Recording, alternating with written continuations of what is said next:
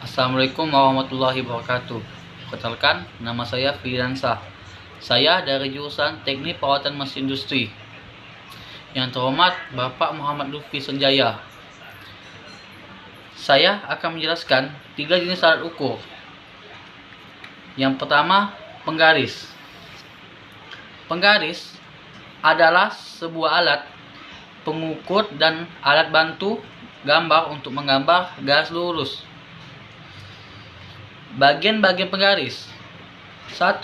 Terdapat 2 skala, yaitu cm dengan inci. 2. Angka. Angka berfungsi untuk menunjukkan hasil pengukuran. 3.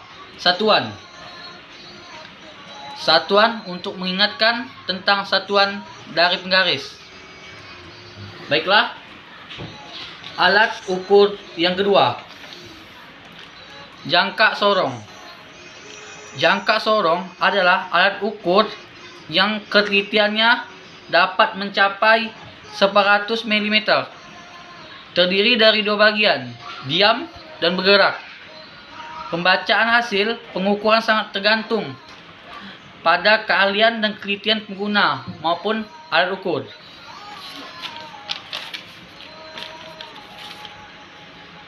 Bagian-bagian jangka sorong. Yang pertama, rahang bawah.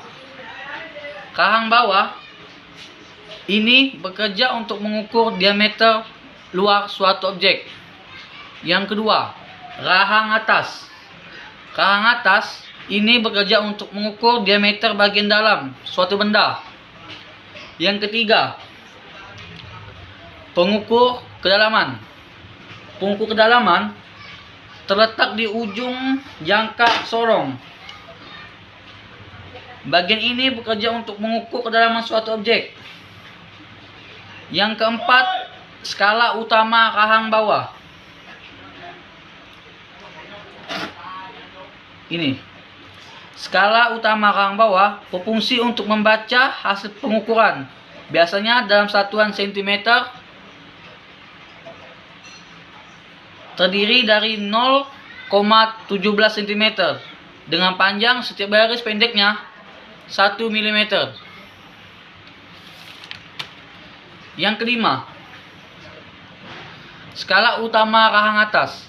Skala utama rahang atas berfungsi sama dengan skala utama rahang bawah,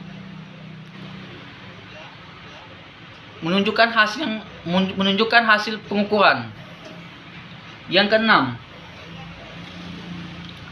skala Nonius. Skala Nonius, skala tambahan pada rahang bawah yang menunjukkan ketelitian jangka sorong. Yang ketujuh, skala Nonius rahang atas. Skala Nonius rahang atas, skala tambahan pada rahang atas menunjukkan ketelitian jangka sorong. Yang kedelapan, pengunci. Pengunci bekerja untuk menahan batang agar skala tidak bergerak saat pengukuran. Baiklah, kita lanjut dengan alat ukur yang ketiga. Ini adalah mikrometer sekrup. Mikrometer adalah merupakan instrumen untuk melakukan pengukuran linear dari suatu dimensi seperti diameter dan panjang suatu benda.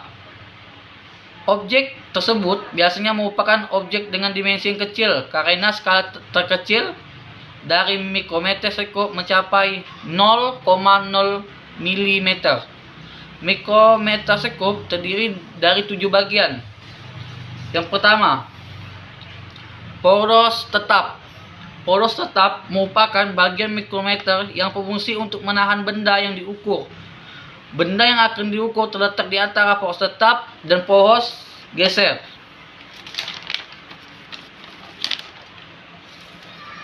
Yang kedua, poros geser.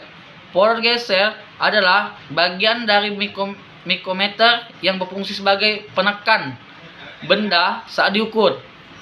Yang ketiga, pengunci. Pengunci adalah bagian dari mikrometer yang berfungsi untuk mengunci poros geser. Yang keempat, skala utama. Skala utama ini adalah bagian yang sering kamu lihat saat menggunakan mikrometer dasar, bagian yang bekerja untuk menunjukkan ketebalan utama benda yang satuannya milimeter.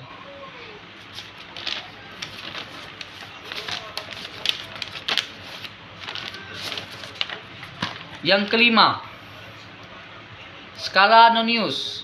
Skala Nonius adalah skala tambahan atau skala putar. 6. Pemutar. Pemutar adalah bagian mikrometer yang berfungsi untuk memutar kiri ke kanan suatu poros geser. 7. Bingkai. Bingkai merupakan bagian mikrometer yang terbentuk seperti huruf C. Bingkai ini terbuat dari logam yang kuat dan tebal.